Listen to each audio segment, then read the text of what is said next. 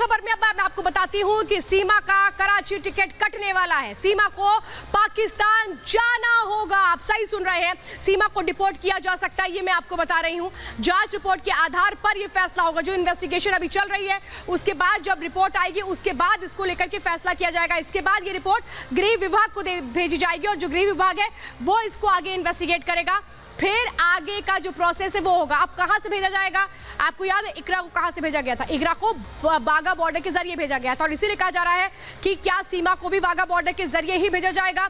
Deport करने का जो प्रोसेस है वो कम से कम 15 से 20 दिन का होता है। ये मैं आपको बता रही हूं आगे क्या होगा सीमा के साथ। लेकिन सीमा कैसे डरी हुई है? सीमा को ये डर है कि अगर उसको पाकिस्तान भेजा जाता है तो फिर क्या होगा।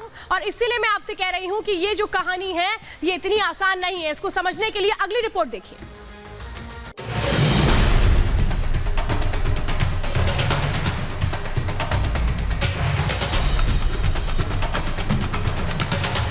सीमा के सरहद पार वाले इश्क की कहानी में जो गुलाम दिख रहा है, कहीं वो पूरी कहानी का वजीर तो नहीं है। जो बेबस और लाचार दिख रहा है, कहीं वो इसी खेल का बाजीगर तो नहीं है। कहीं सचिन मीरा गुलाम की बिछाई बिसात का प्यादा तो नहीं है। अंदर की खबर में आज सीमा हैदर उर्फ मारिया खान के साथ सवाल उठाएंगे गुलाम हैदर की भूमिका पर। गुलाम हैदर की हर गलती से पर्दा उठाएंगे। सबसे पहले गुलाम हैदर के पिता अमीर जान की कराची के थाने में दी गई ये शिकायत देखिए। अब इस शिकायत में क्या लिखा है वो आपको समझा देते हैं। गुलाम का बीवी बच्चों से संपर्क नहीं हो रहा। 10 मई से बहू बच्चे गायब हैं। साथ ही लिखा है कि इस मामले में एफआईआर दर्ज ना की जाए। हम अपने स्तर पर तलाश करेंगे।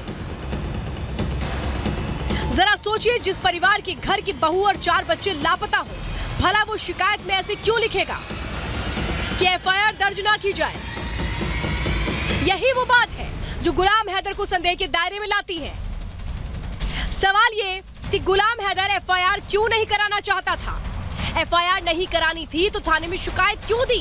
क्या ये पाकिस्तान में सबूत गढ़ने की कोशिश थी? अब आपको गुलाम हैदर पर संदेह करने वाली दूसरी वजह बता देते हैं। ये बयान ध्यान से सुनिए।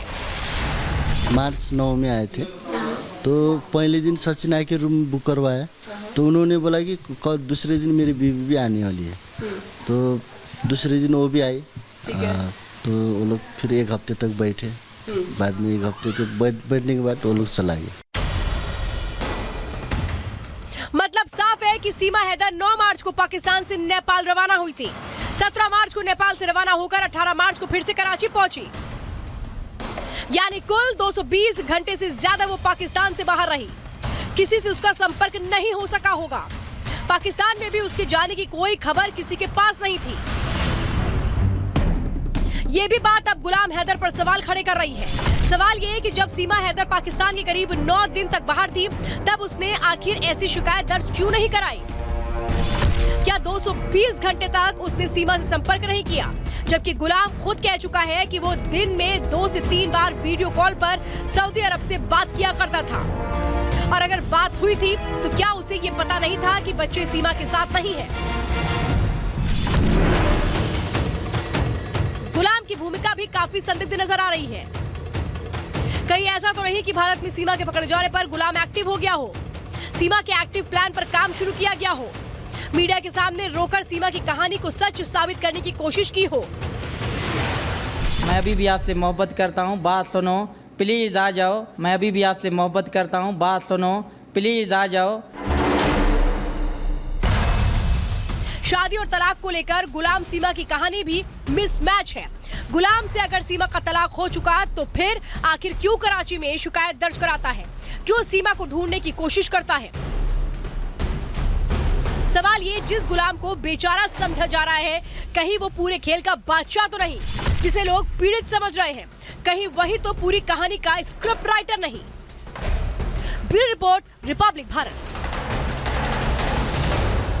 और आइए अब आपको बताते हैं 11 से 17 जुलाई के बीच सीमा हैदर को गूगल पर कितनी बार सर्च किया गया। ये देखिए, ये मैं इस वक्त आपको बता रही हूं, जो 11 जुलाई को सर्च किया गया 45,000 लोगों ने सर्च किया।